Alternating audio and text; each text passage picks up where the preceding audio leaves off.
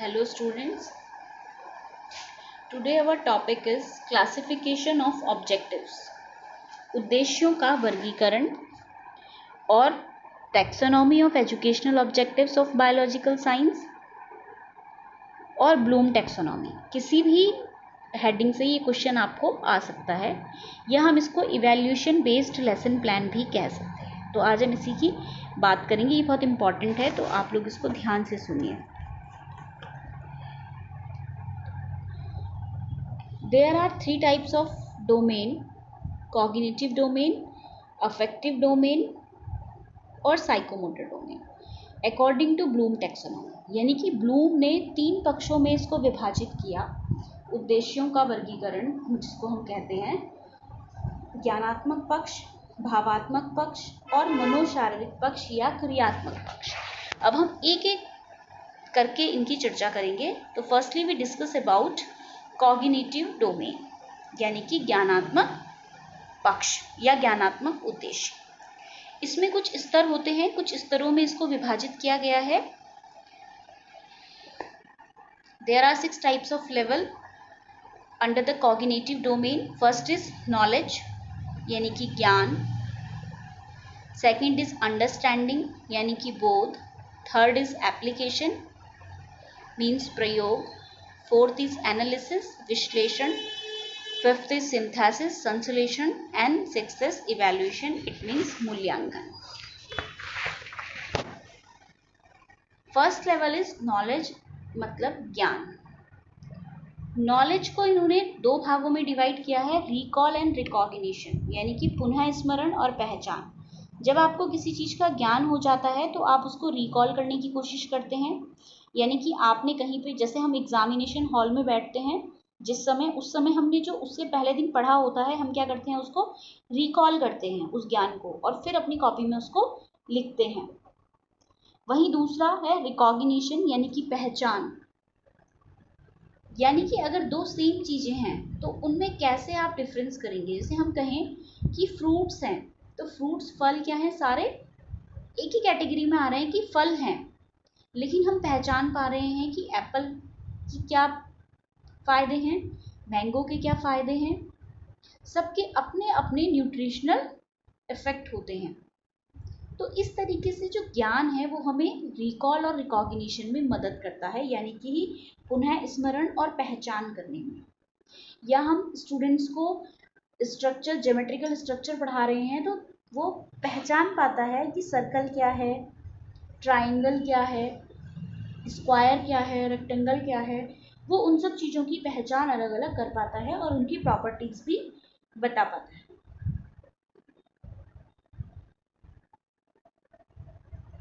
Next level is understanding, यानी कि बोध।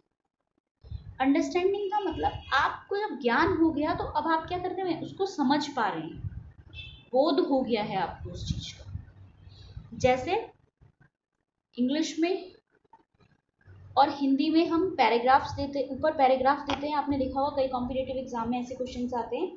कॉम्प्रीहेंशन, ऊपर आपको एक पैराग्राफ दिया जाएगा, नीचे क्वेश्चंस दिए जाएंगे, आप उस पैराग्राफ को पढ़ेंगे और फिर उन क्वेश्चंस का आंसर देंगे। तो वो किस पे बेस्ड होता है, अंडरस्टैंडिंग पर बेस्ड होता है, यानी कि बोध का एग्जाम्पल है कॉम्प्रीहेंशन टाइप ऑफ क्वेश्चंस।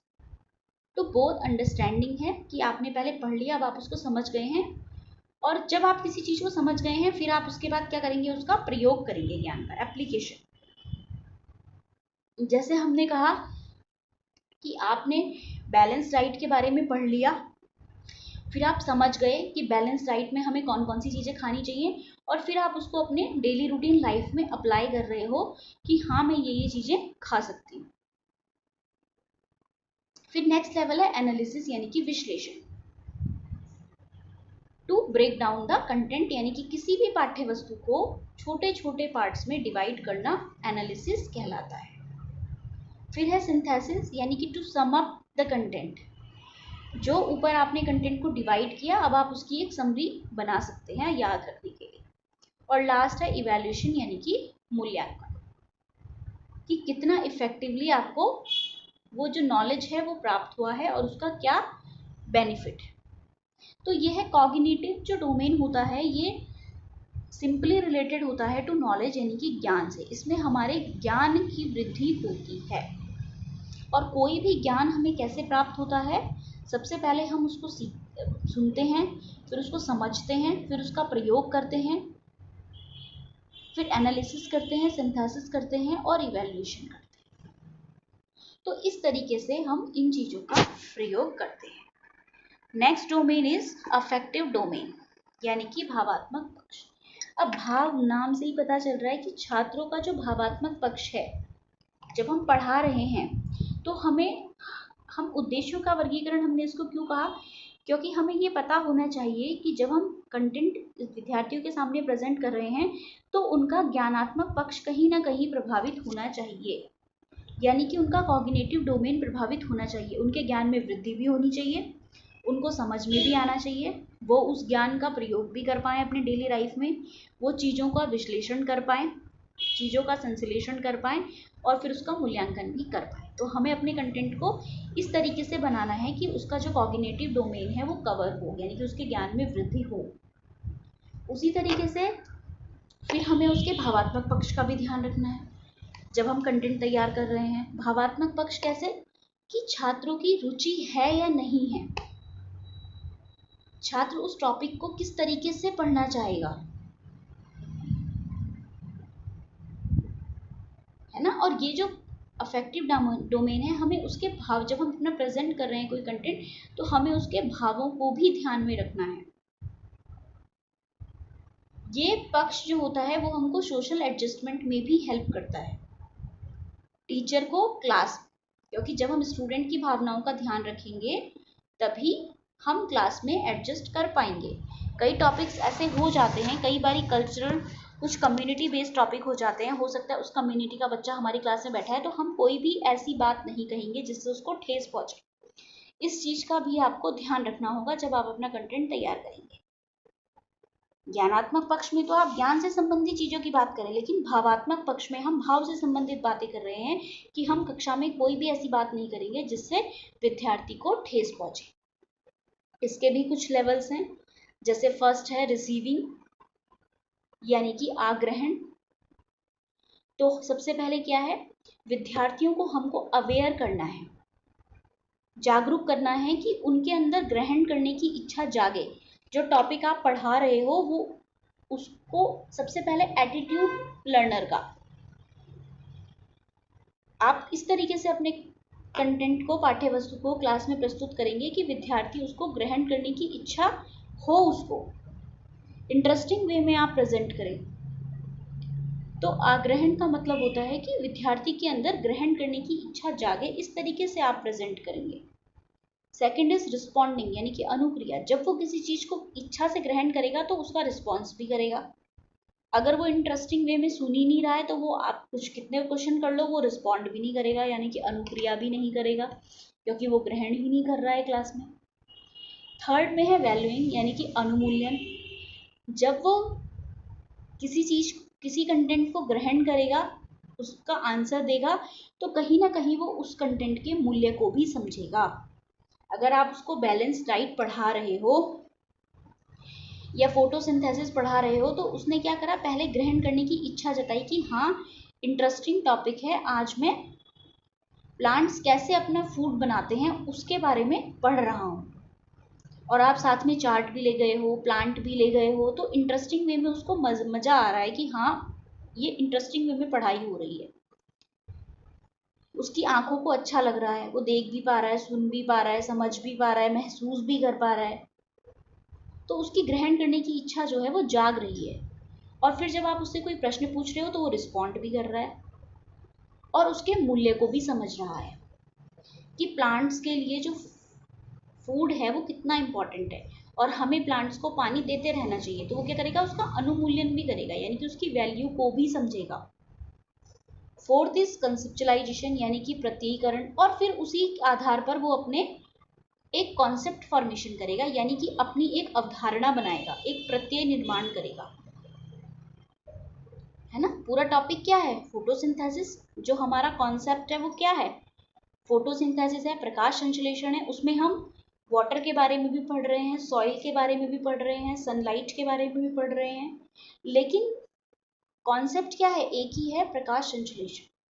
तो उस तरीके से वो उस कॉन्सेप्ट को भी समझ पा रहा है कि हम एक कॉन्सेप्ट के अंदर कितनी सारी चीजों को पढ़ रहे हैं। नेक्स्ट है ऑर्गेनाइजेशन यानी कि संगठन।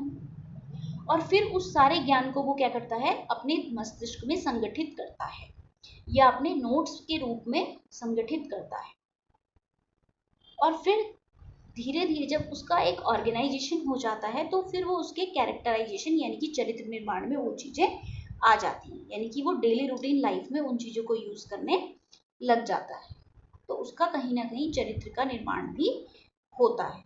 तो ये है भावात्मक पक्ष, कि जब आप अपने कंटेंट को क्लास में प्रेजेंट कर रहे हैं तो आपको उद्देश्यों में उसको बांटना है। सबसे पहले आपको उसके कॉग्निटिव डोमेन यानी कि ज्ञानात्मक पक्ष को ध्यान में रखना है, फिर आपको उसको अफेक्टिव डोमेन यानी कि भावात्मक पक्ष को भी ध्यान में रखना है कि आपको कक्षा में कोई भी ऐसी बात नहीं करनी है जिससे विद्यार्थी को ठेस पहुंचे। कंटेंट को इस तरीके से प्रेजेंट करना है कि विद्यार्थी उसको ग्रहण करने के लिए तैयार हो जाए।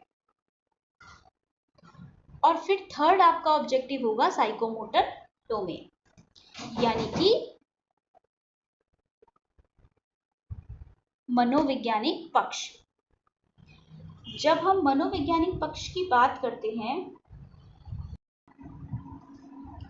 Third domain is psychomotor domain. जब हम अपना कंटेंट तैयार कर रहे हैं तो हमें इस पक्ष का भी ध्यान में रखना है। अब इसके क्या क्या लेवल्स हैं। फर्स्ट लेवल इज इम्पल्शन यानी कि उद्दीपन। उद्दीपन का मतलब यहाँ पे है कि कार्य के प्रति आप उत्तेजना उत्पन्न करना, यानी कि विद्यार्थी में सीखने की उत्तेजना। जब आप अपना कंटेंट, जैसे आप चार्ट्स लेके जा रहे हैं, आप उनको अभ्यास का कार्य दे रहे हैं, तो उससे क्या होगा, उनमें सीखने की ललक होगी। तो कार्य की उत्तेजना उत्पन्न करना, किस तरीके से आप उनको मोटिवेट करोगे कि वो पढ़ने के लिए तैयार हो जाए।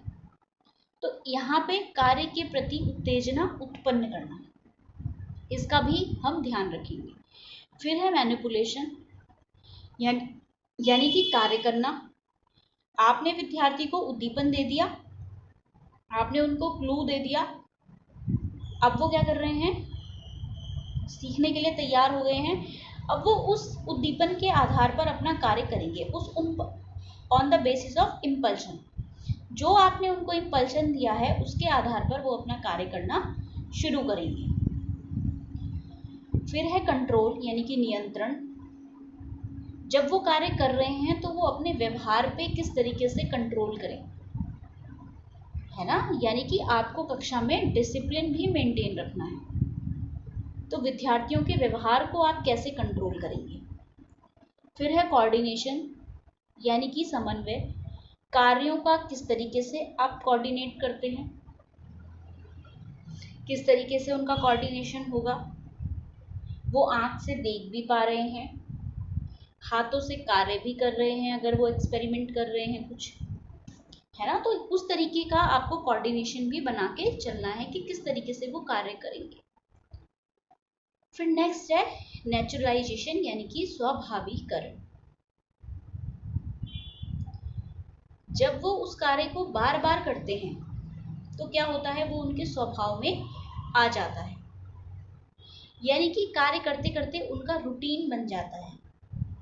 जैसे हमने कहा कि गुड मॉर्निंग करो, गुड मॉर्निंग बोलो, तो होता क्या है, बच्चे को सिखाते हैं गुड मॉर्निंग, तो एक बार सिखाएंगे हम उसको, 2 बार बोलेंगे, और उसके बाद धीरे धीरे वो उसका स्वाभाविकरण हो जाएगा, यानी कि उसके रूटीन में आ जाएगा और फिर वो उसकी आदत बन जाएगी, यानी कि उसके अंदर आदत का निर्माण हो जाएगा। तो ये है इसका क्रियात्मक पक्ष यानी कि क्रियात्मक कौशल। जैसे आप यहाँ पे बात कर सकते हैं हैंड राइटिंग की। आपने उसको उद्दीपन दिया, आपने उसको कोई सेंटेंस दिया, कोई पैराग्राफ दिया कि आप इसकी हैंड राइटिंग लिखिए, 5 पेजेस लिखिए, 6 पेजेस लिखिए। उसके आधार पर वो मैनिपुलेशन करेगा, कार्य करेगा। अपने व्यवहार को कंट्रोल में भी रखेगा कि मैं कहाँ पे लिख रहा हूँ, मैं लाइन से नीचे नहीं जा सकता हूँ, लाइन से ऊपर नहीं लिख सकता हूँ, नियंत्रण है। उसका कोऑर्डिनेशन बनता चला जाएगा, वो बोल भी रहा है, लिख भी रहा है, देख भी रहा है, तो उसकी जो सेंसेस हैं उनका कोऑर्डिनेशन बन रहा है और उसका फ्लो बन रहा है हैंड राइटिंग में। और धीरे धीरे उसको लिखने के लिए क्या होगा, वो उसका स्वाभाविकरण हो जाएगा और धीरे धीरे उसकी जो राइटिंग है वो इम्प्रूव हो जाएगी। तो इस तरीके के जो स्किल्स हैं वो साइकोमोटर डोमेन में हम डेवलप करते हैं। हैंड राइटिंग हो गया, जो प्रैक्टिस से आते हैं, अभ्यास से आएंगे और धीरे धीरे फिर हमारी आदत बन जाएंगी।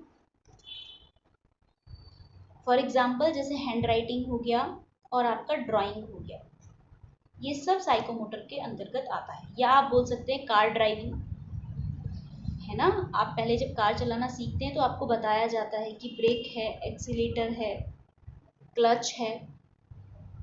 फिर आप धीरे धीरे उसी आधार पर क्या करते हैं, कार्य करते हैं। फिर आप तीनों चीज़ों को कंट्रोल करना सीख जाते हैं कि कब मुझे क्लच दबाना है, कब मुझे एक्सीलेटर दबाना है, कब मुझे स्पीड बढ़ानी है। और फिर धीरे धीरे आपको देखने की जरूरत नहीं है कि कहाँ पे क्लच है, कहाँ पे ब्रेक है, कहाँ पे एक्सीलेटर है। वो धीरे धीरे फिर आपका स्वाभाविक नेचुरलाइजेशन हो जाता है और हैबिट फॉर्मेशन हो जाता है, कब आपको हॉर्न देना है। तो इस तरीके से ये आपका क्रियात्मक पक्ष है, यानी कि आप क्या कर रहे हैं, इसमें क्रिया कर रहे हैं, विद्यार्थियों को अभ्यास करने के लिए दे रहे हैं, ताकि वो जो चीज़ वो सीख रहे हैं वो उनके स्वभाव में आ जाए, उनके आदत का निर्माण हो जाए उस चीज़ से। तो जब भी हम अपना कंटेंट तैयार करेंगे तो हमें 3 चीज़ों का ध्यान रखेंगे। कॉग्निटिव यानी कि उनके ज्ञान में वृद्धि हो, अफेक्टिव भावात्मक पक्ष भी प्रभावित हो ताकि वो उस चीज़ को ग्रहण कर पाए, उन्हें कंटेंट अच्छा लगे, और साथ ही साइकोमोटर डोमेन यानी कि वो उसका अभ्यास भी कर सके ताकि उनके अंदर उस कार्य को करने का कौशल विकसित हो जाए। इसको हम ब्लूम टैक्सोनॉमी भी कहते हैं।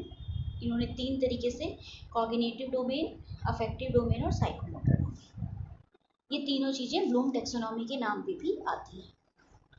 तो आई होप आप लोग को ये तीनों डोमेन समझ में आए होंगे, ये बहुत इम्पॉर्टेंट है।